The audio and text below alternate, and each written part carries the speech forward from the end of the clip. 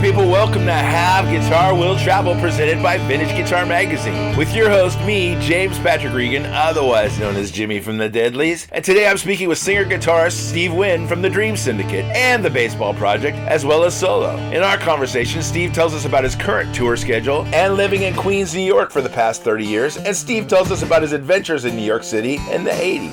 Steve talks about his childhood and growing up musically in LA, buying sheet music at the neighborhood music store. Steve describes his alternate passion early on as a sports writer and going to UC Davis, where he met Kendra Smith, the eventual bass player for the Dream Syndicate. Steve takes us through the guitars he's used throughout the years and what he's using now on stage, mostly Fenders and an Epiphone Riviera, and his struggles with the Jazzmaster, and the lack of needing an amp when he's touring. And he describes his pedal chain, including a signature pedal made by Ruess. Steve describes why the Dream Syndicate had a limited presence on MTV, yet a big European following. To find out more about Steve, you can go to his website, stevewynn.net. That's STEVEWYNN.net, which will also take you to the Dream Syndicate website. Please subscribe, like, comment, share, and most of all, review this podcast. I'd really appreciate it. And please support Vintage Guitar Magazine and all the wonderful things they do for us guitar players, because they do so many wonderful things for us guitar players. Here's my buddy Steve.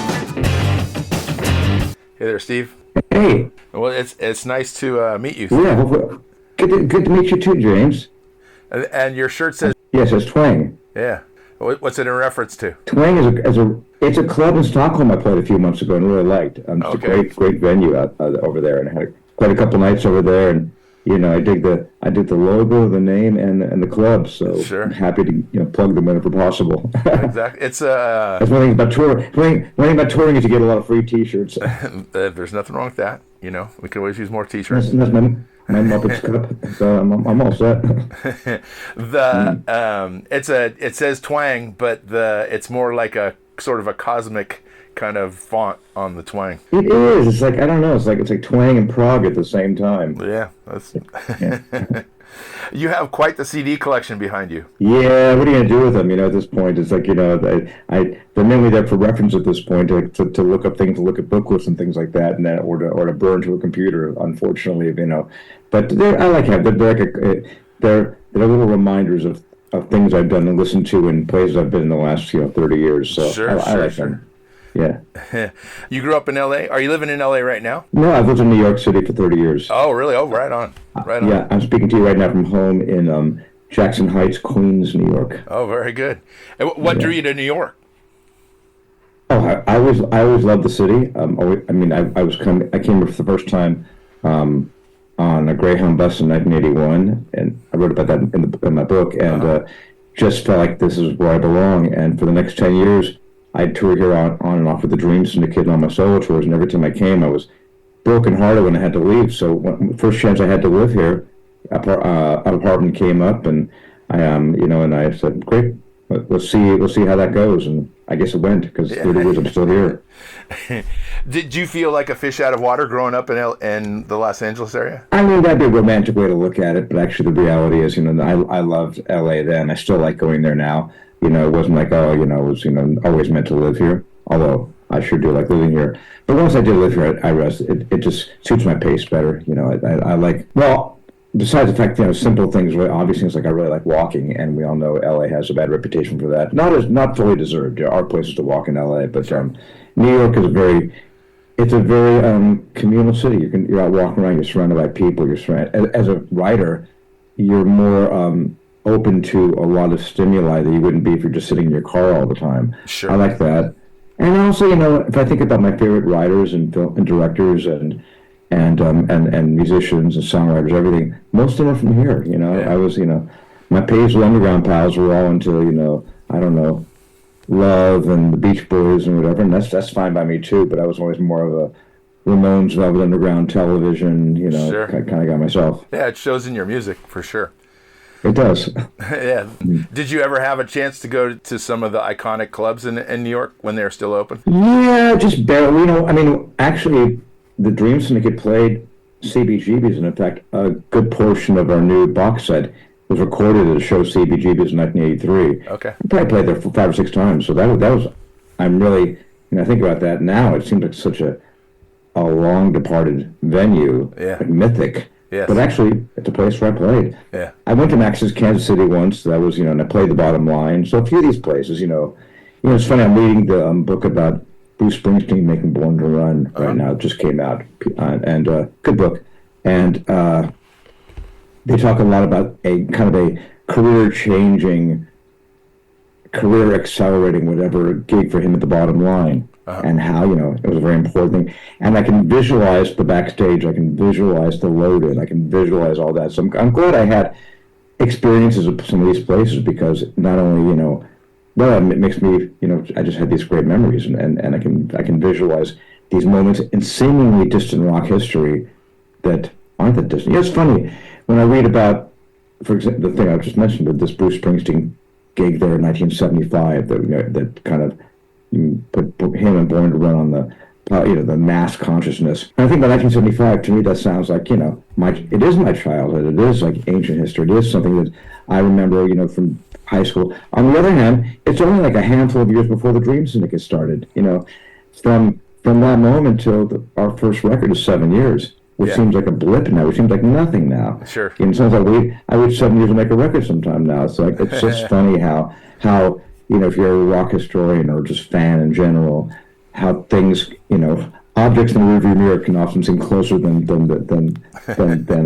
appear. Whatever the expression is. Yes, exactly. To quote Meatloaf. Or Jim Exactly. Which I don't often.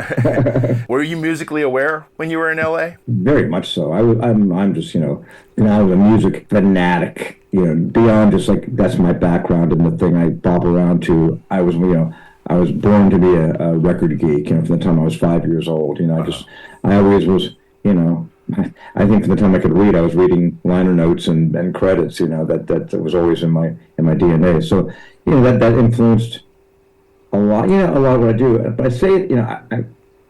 I was just talking to somebody the other day about how my generation of musicians, and by my generation I mean Dream Syndicate, REM, that's sort of my gang, whatever. Most of us worked in record stores. Most of the Baseball Project and the Dream Syndicate and Steve Wynn and Miracle 3, if you look at those bands, almost everybody worked in record stores. And I think that kind of is a reason for that, because, we were of that the 80s indie rock scene was really made up of super fans, people who just were,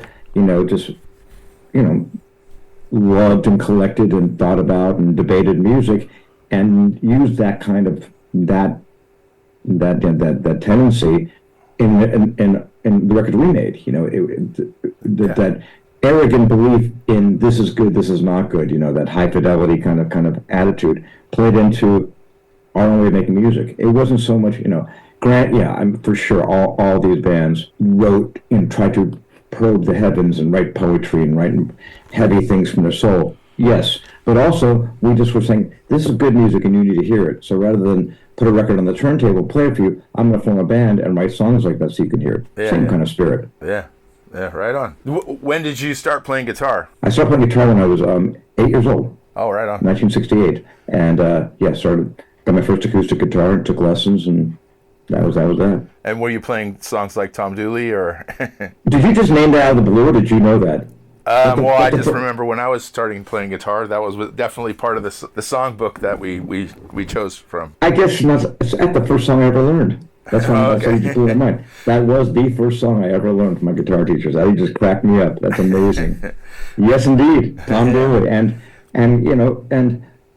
just learning the parts, learning how to play those chords in the first three strings, the G chord with one note, and that sort of thing, and playing Tom Dooley, and quickly went from that, because I was such a music fan. I went from that so quickly to hanging at the Carl Fisher music store in Westwood and looking at sheet music for Creedence songs and Beatles songs and whatever I was into, and I would just I couldn't always afford them, whether it was a banner day when I could buy sheet music for a song I liked. Of course.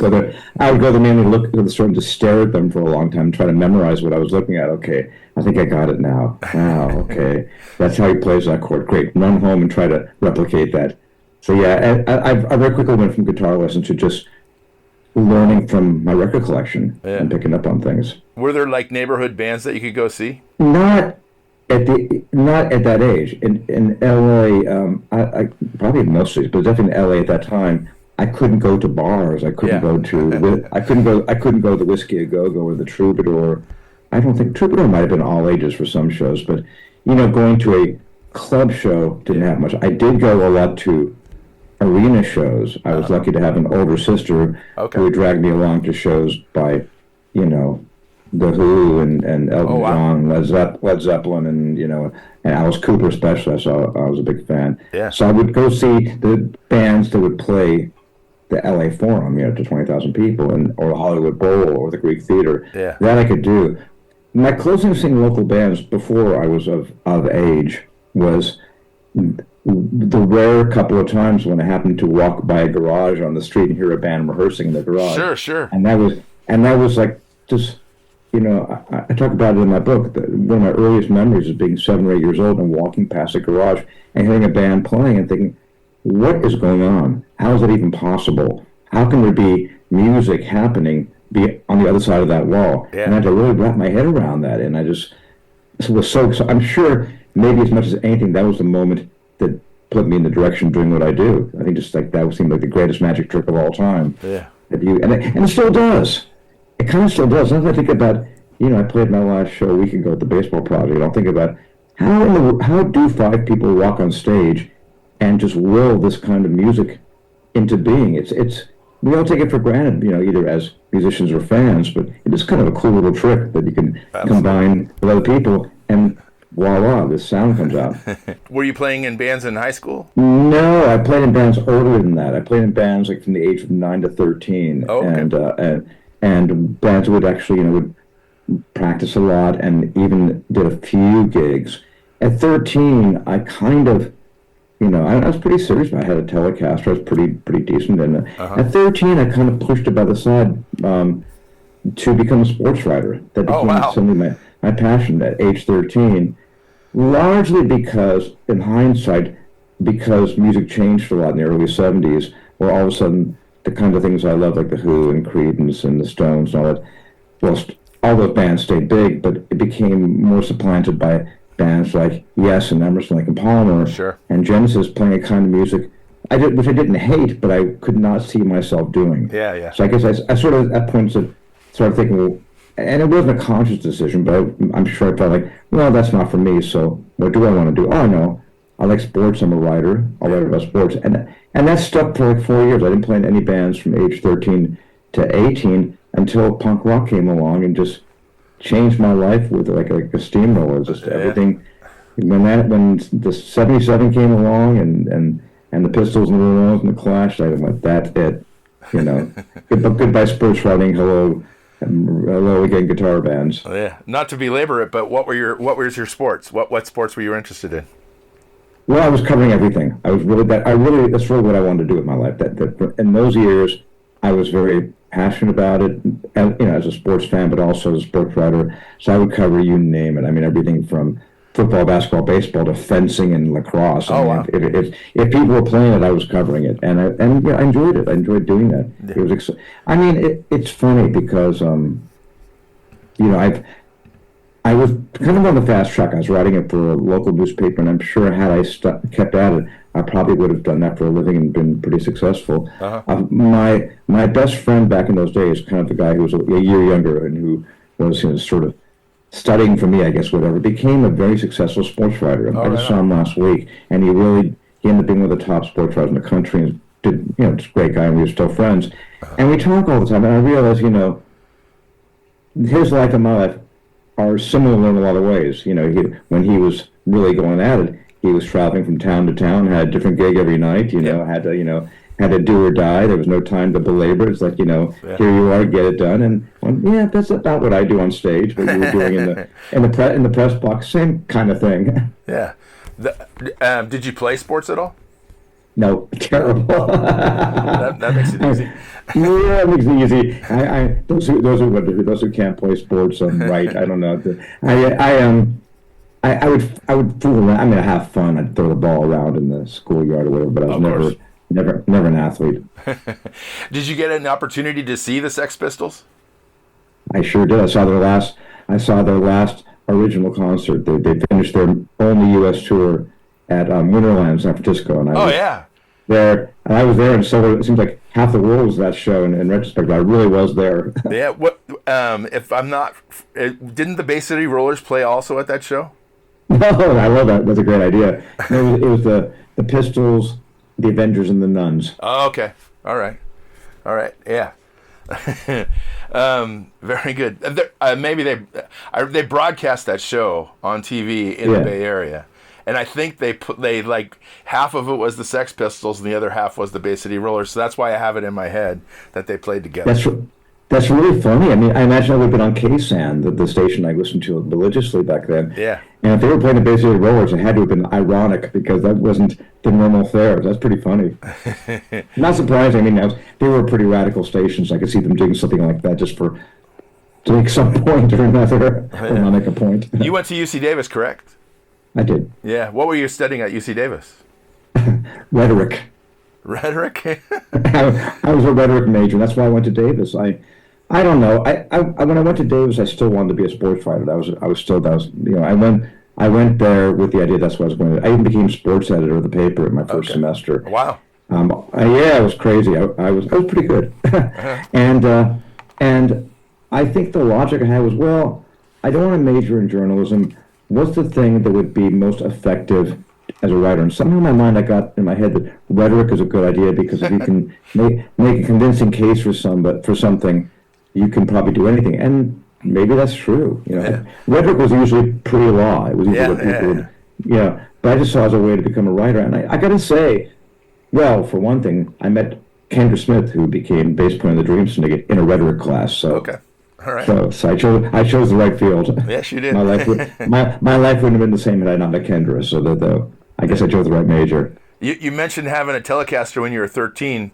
Do you still have the Telecaster, and what were you using for amp? It's a sad story. The happy part of the story is actually age 11. I got it at 11. My sister was married at the time to a guy who was an executive at Columbia. Wow. I mean, the music. He was like based in Nashville, and he knew I played guitar, and he said, I can get you a cheap Fender guitar because they had just bought Fender. I mean, CBS had just bought Fender, of course. And so I said, oh, God. So I got this beautiful blonde Telecaster for, I think, $85 or $90. Wow. Which was, I know. It was a gorgeous guitar that I shouldn't have. Like, 11-year-old had no right of having, but boy, I love that guitar. And sure. I played it and played in a few bands. I went to Davis to school and was moving into my first apartment there, and it got stolen out of my apartment while I was moving in. Yeah, what happened? I was moving stuff up and down the stairs to the apartment, and end of the night, I said, well, it's time to pull out my guitar and play a little music in my new place, and opened up, and there were wood blocks inside the guitar case. Oh my God! Somebody had not only stolen the guitar, but they put wood blocks in it to fool me into thinking, who knows? The guy's pretty clever. Yeah. And so by that time, it was gone, and no hope of getting it back. And I didn't have really any money at the time. I was working, whatever I could do. So I wasn't going to get a Telecaster, so I went down to the local pawn shop and got a '64 Mustang for $60. Oh, right on. A cherry red. A guitar that now would be a $5,000 guitar probably, but I got that.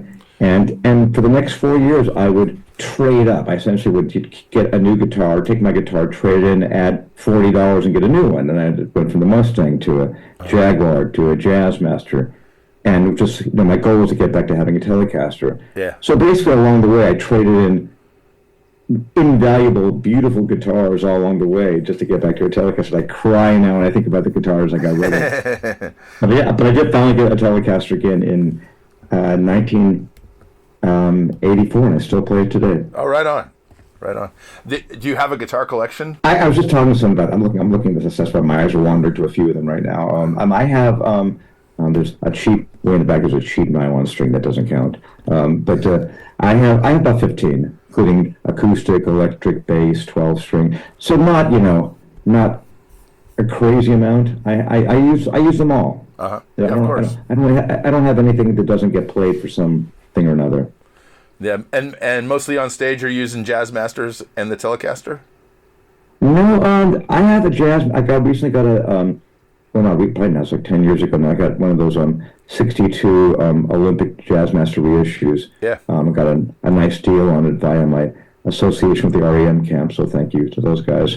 And I don't play that one often enough. These days, I'm playing primarily, I'm looking at a '69 competition Mustang, various Telecasters.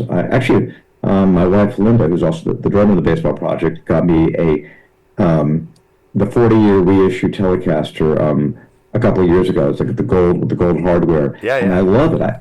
I got it with the idea it was going to be my beater, my knock around town, the one I could take on the subway, the one I wouldn't worry about it. And also, I've fallen in love with it, and I play it all the time now. So that's funny. And I've got this over here. My latest addition to the family is this. Oh wow! The casino. Yeah, it's the Riviera. It's the Riviera. New, okay. The new reissue that I'm going to play on the coming Dream Syndicate tour, because I was playing one like that, an original, back in when we toured for Medicine Show, and I went, oh, if I want to try to recreate those times, I'll recreate the guitar. So I got one. It's almost identical. So that's my new baby. When you started Dream Syndicate, what were you using back then? Jazzmaster. Okay. A little bit Jaguar, but mainly a Jazzmaster I had. I think it was a '64. I'm not quite sure. Sunburst Jazzmaster. That's what I made Days of Wine and Roses with, that guitar, all earliest touring. And of course, it's a great guitar. Jason Victor, the guitarist of Dream Syndicate, plays one like that now. But as you probably know, those guitars are as great as they are and as unique as they are and all that. They're hard to maintain, and this is before the days of mastery bridges. Yes, so my exactly. bridge, I spend every day, every gig, putting matchsticks under the bridge to try to keep the bridge from falling, keep the strings from buzzing. Yeah. Then I'd be using the Allen wrench to intonate it, and just was an endless chasing of I fixed that one, now that one's messed up, and so I didn't. At the time, I knew it was a great guitar. I was a big fan of Tom Verlaine, and he played one, and I liked that Elvis Costello had played one, and I knew, and I liked it was called Jazzmaster, and it was beautiful. But at the same time, I kept thinking, man, if I ever get any kind of money, I can't wait to get a dependable guitar, like a Telecaster again. So when I got the Telecaster, once again traded that Jazzmaster, and I'm sad about it now, but had it, like I say, I love that mastery bridge. When I put that on my new one, it was like the angels sang, like, oh wow, I can hit the whammy bar and it'll stay in tune. Oh. Yes, exactly. By the way, I love this interview. This is my favorite stuff to talk about. Oh, good. But what about amps? What were you using for amps back then? Yeah, when I was starting out, I don't remember what in the world I played when I was, 10, 11, 12. I don't remember what I would play back then, but I did play. I had a very heavy and cumbersome twin throughout my college years. Wow. And played that. Yeah, I played that. I think I had that through all the early Dream Syndicate on Days of Wine and Roses. Wow. And I don't know why I had it. I can't remember the circumstances where I got that. It was probably a '70s twin. I don't know what year it was.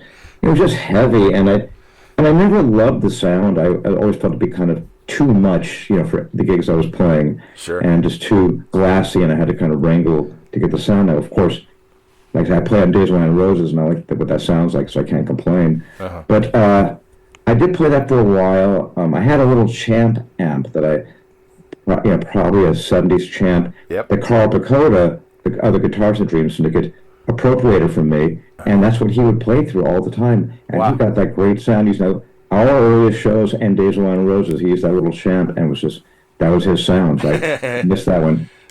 Did you have to use a pedal to get the twin to break up? I had, because back then there weren't that many pedal options.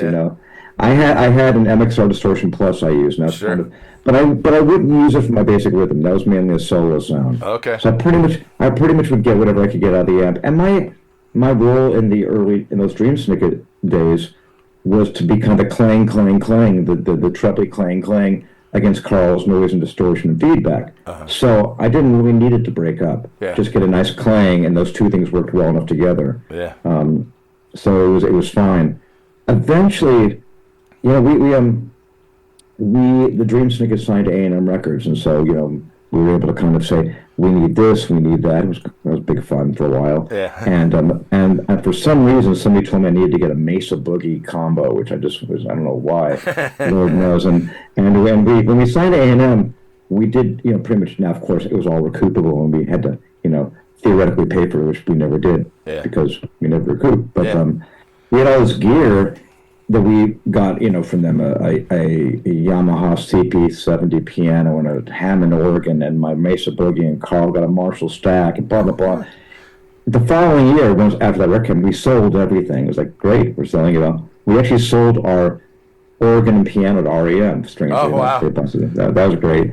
And then took the money and got amps we really wanted. And I bought from, I don't know if you know Green on Red, Dan Stewart from Green on Red.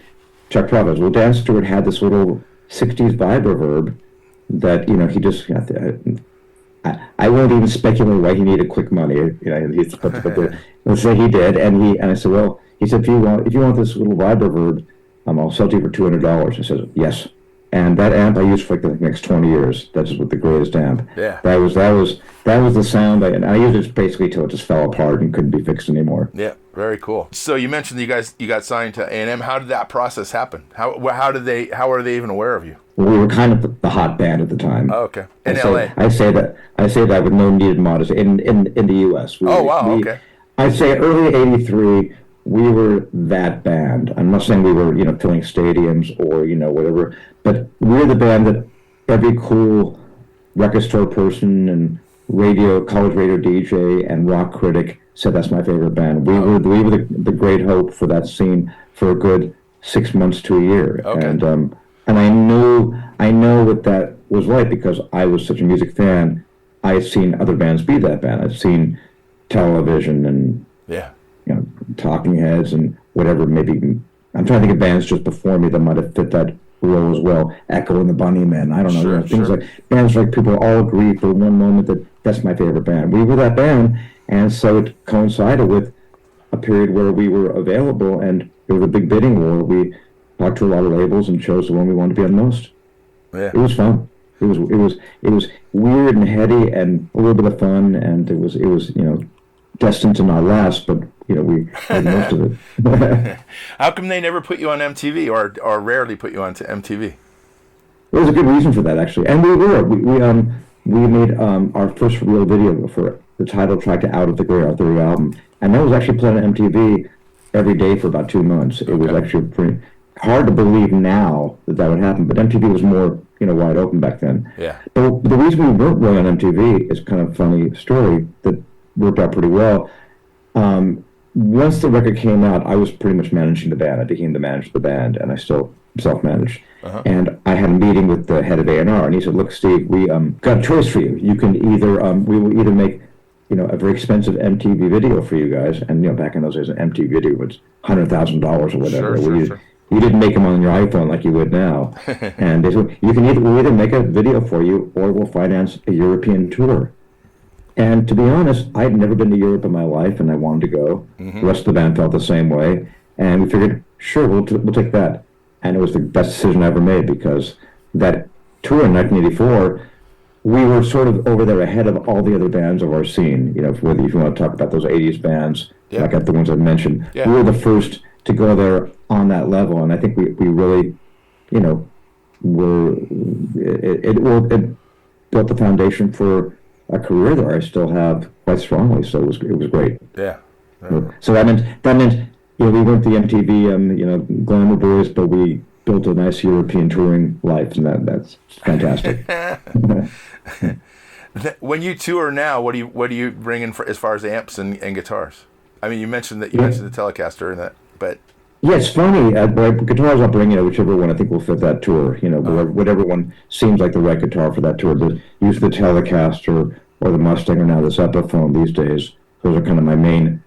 Or acoustic. I do a lot of solo acoustic touring, and I have a Guild D50 I take out. Wow, big guitar. Yeah, it is actually. And I have this weird thing called an Alhambra, I guess you would say, a Spanish steel string guitar. Yeah. Not the nylon, steel string. Yeah. Those are my two main acoustic guitars I drag around. But for amps, this is a funny thing. I don't have an amp. This is the weirdest thing. I've lived in New York long enough now where if I'm playing locally, most clubs in New York these days have an amp. And if I'm playing in Europe, we generally rent things. And most of my touring lately has been with the Baseball Project, and Peter Buck keeps amplifiers in Athens and Portland, his two kind of main towns. Okay. So I usually use one of his. And I've always like a little Pro Junior I just I used to rehearse on. Yeah. Peter is he's a big proponent of this amp called Good Cell. Do you know it's a Georgia amp company? I think so, yes. I've heard of it.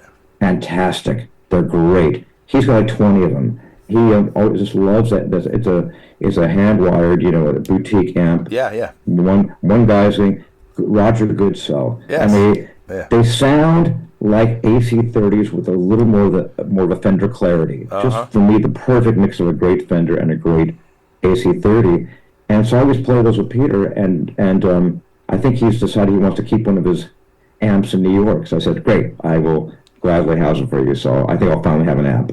They're amazing amps. He doesn't make them anymore, so they're kind of but they're on reverb and stuff. They're just the dream amp. So it's man, that's these days. I guess I didn't have an amp for a long time, but I finally do again. Is that what you're going to use when you do the Dream Syndicate medicine show coming up, the tour? I'm not on the West Coast because I'll use one of Peter's amps out there, starting in Portland. On the East Coast, yes, and in Europe, it's Europe, so we'll just rent things over there. And I'll generally I generally like using a deluxe reverb. If somebody at the festival or rental company says, "What do you want?" That's kind of my first choice. Sure. Yeah. and are you using any pedals now? Any pedals before the amp? Oh yeah. I'm not as bad. I'm definitely not as bad as some, but I actually have a great pedal company out of Denmark called Ruess, Reuss. I don't know if you know them. Yeah, of course. Nice little. Okay, well they made a custom pedal for me. They made a Wine and Roses pedal. Oh, right on. Yeah, I said I want a pedal kind of based on on a distortion plus, an early distortion plus, and maybe it's a good Boss overdrive, and they a two-in-one kind of pedal for me. It looks like the cover of Days of Wine and Roses. Right on. Beautiful pedal. So I kind of tend to use my own pedal, especially with the Dream Syndicate. Yeah. And then I'll use generally a carbon copy delay and a Topanga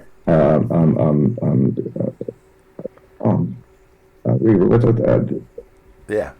Cattle and bread Topanga reverb. That's my go-to triple thing. Although on the baseball project, which we just finished last week, I knew I'd be playing a lot more lead guitar because I was playing lead. Our opening band was the -5, which is the band of Scott McCoy, who's the other singer in the baseball project. Yeah. So we were our opening band. He said, "Steve, you're going to be the lead guitarist for that set." I'd never been the lead guitarist in a band before. I was always like the second banana. I take a few solos, but somebody else was taking the line shot. I've always been fine with that. But this is the first time I've been the lead guitarist and first time I was not the singer. So I thought long and hard about a pedal that would be kind of a weird wild card pedal, and I got the knife drop, the Jack White knife drop pedal, and used it, and I love it. I had a lot of fun with that. So that was kind of my latest little joy. Yeah. So when you fly out to the West Coast, how does the pedal board get there? Oh boy, I feel now this confession time.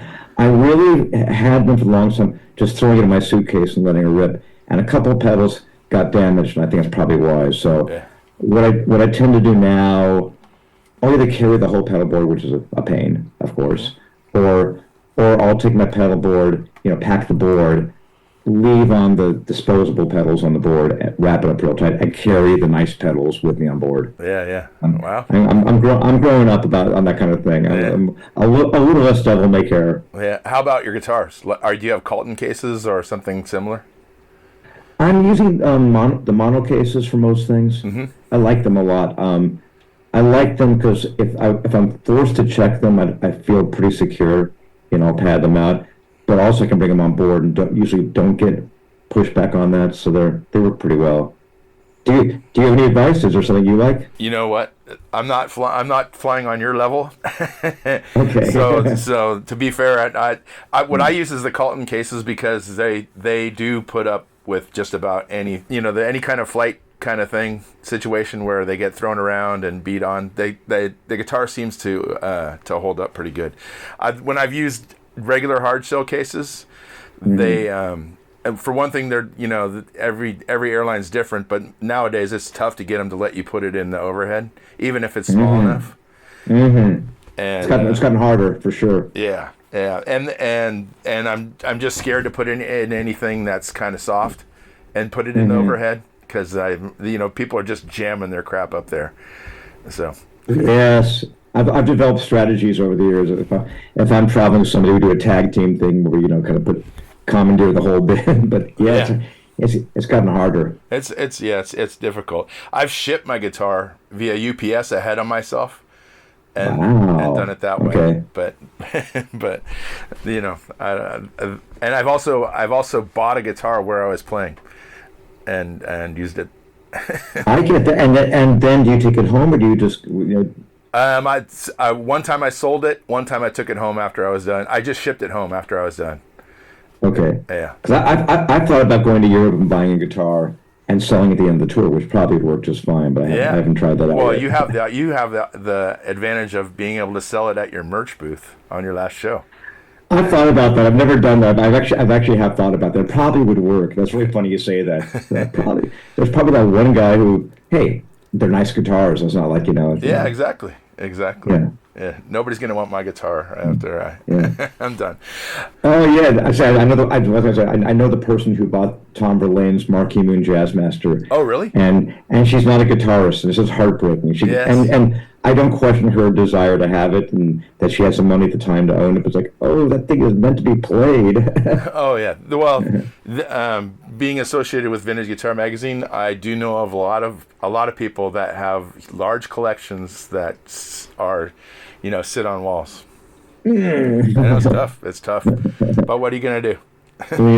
I can't afford them. So yeah. So there you go. I gotta say this is my favorite interview I've done in ages. Thank you very much, wonderful. Steve. Yeah.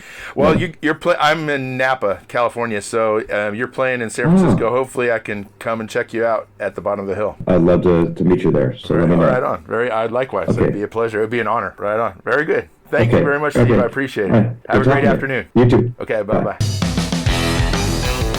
Thanks for listening to Have Guitar Will Travel. You can catch up on all the things I'm doing at thedeadlies.com, and I'm on all the social media platforms as well. And please support Vintage Guitar and all the wonderful things they do, because they do many, many wonderful things for us guitar players. Thanks. Please subscribe. Please tell a friend, and I'll see you guys next week. Bye, guys.